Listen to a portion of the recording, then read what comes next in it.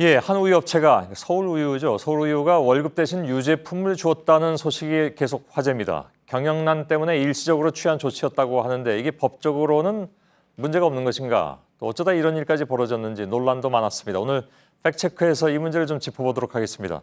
김필기 기자, 예. 유제품을 줬다면 이제 금세 상하기도 좀 쉬울 텐데 예. 정말 우유라든가 치즈라든가 이런 걸 공급 대신 줬다는 겁니까? 예, 그렇습니다. 우유뿐만이 아니라요. 상대적으로 보관이 좀 더 오래 할 수 있는 멸균 우유나 분유, 전지 분유 등도 있었는데요. 예. 어떻게 된 건지 자세히 좀 더 들여다보면요. 이렇습니다. 서울우유가 직원 대상으로 유제품 판매 행사를 연 게 지난 6월이었습니다. 예. 여기서 직원들은요. 10만 원에서 20만 원, 또 그리고 임원급은 200만 원에서 250만 원 정도씩을 구매를 한 겁니다. 그리고 나서 산 액수만큼은 월급에서 먼저 빠져나갔고요. 예. 구입한 제품은 이후 석 달에 걸쳐서 나눠서 받게 된 겁니다. 예. 자, 그러니 회사가 매달 월급 대신 우유를 주겠다 한 거는 아니지만 월급의 일정액만큼 자사 제품, 그러니까 현물을 사게 된 건 맞는 거죠. 예. 하여간 우유는 굉장히 많이 마셨겠습니다. 그래서 근데 이게 법적으로 문제가 없습니까? 현금으로 안 줬는데?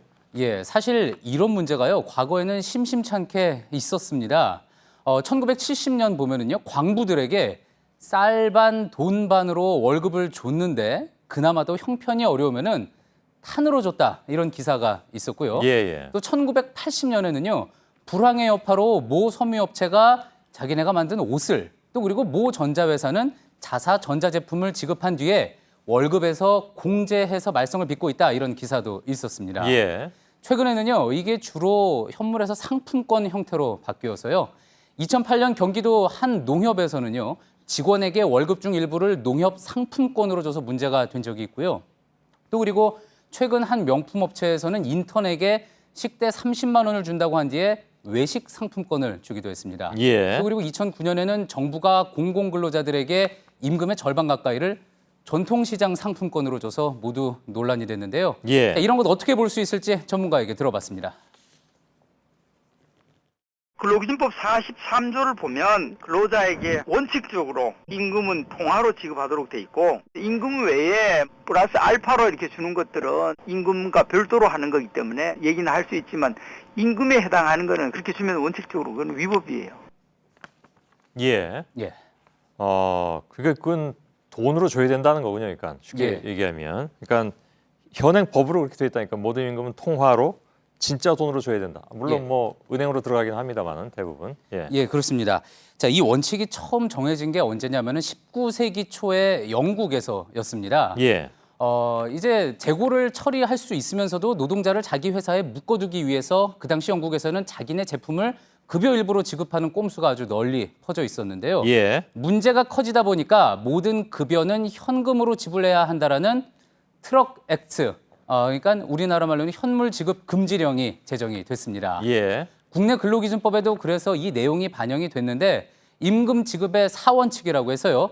직접, 통화, 전액, 정기일. 그러니까 임금은 당초 계약한 전액을 정해진 날에 직접 화폐 형태로 전해줘야 한다는 게 이렇게 예. 법에 명시가 돼 있는 겁니다. 옛날에 정말 직접이었습니다. 제가 사회생활 시작할 때만 해도 초창기에는 누런 봉투에 현금으로 받았으니까요. 요즘 상상도 못할 일이긴 합니다만. 상품권 지급도 그럼 당연히 안 되겠군요. 예, 그렇습니다. 조금 전에 인턴 경우도 제가 말씀드렸는데요.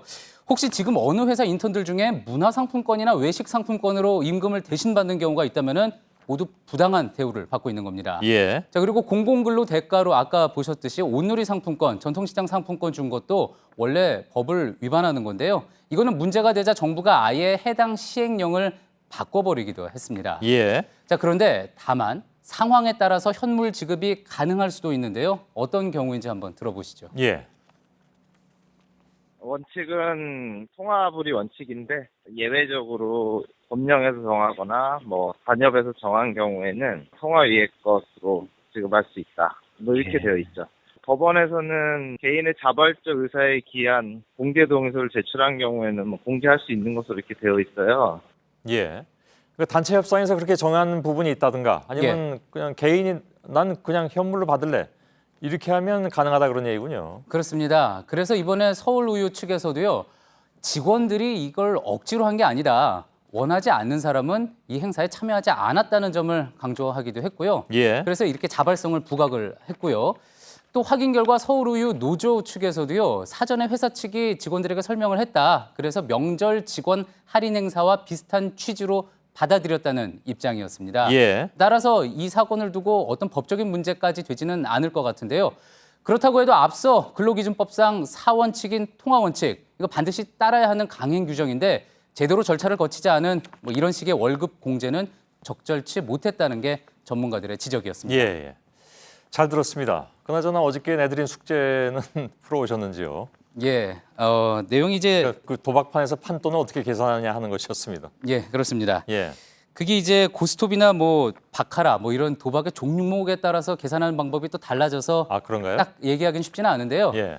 3년 전 불교계에서 파문을 일으킨 승려 도박 사건 기억을 하실 겁니다. 그때 이제 고발자는 억대 도박이라고 했고 당사자들은 몇백만 원에 불과했다고 해서 이제 논란이 된 적이 있는데요. 예. 과거에는요, 이렇게 한 판에 걸린 돈에 도박을 한 횟수를 곱해서 판돈을 계산했습니다. 굉장히 불어났었죠, 그래서. 예, 그래서 예. 예를 들어서 보면은요, 한 판에 걸린 돈이 100만 원이었다 그러고 횟수가 10회면은 1000만 원이 되는 거죠. 보통 10회만 하고 끝내진 않죠. 맞습니다. 예. 그래서 뭐 주부 도박단이 검거됐을 때 갑자기 몇 억, 뭐 주부 그 이상을 벗어나는 범위의 보도가 나오기도 했던 건데요. 예. 그래서 요즘은 압수한 돈의 총액을 판돈으로 본다고 하는데요.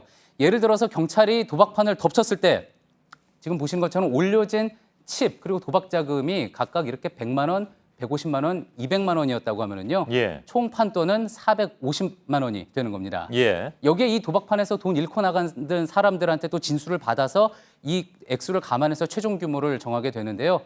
사실 아주 정확한 계산까지는 현실적으로 쉽지 않다는 게 또 경찰 관계자의 이야기입니다. 예. 아, 그 경찰한테 확인했습니까? 그렇습니다. 예, 알겠습니다. 연말도 다가오기 때문에 조심하시라는 차원에서 시청자 여러분께 그래서 이 숙제는 내드렸었습니다. 수고했습니다. 김필기 기자였습니다.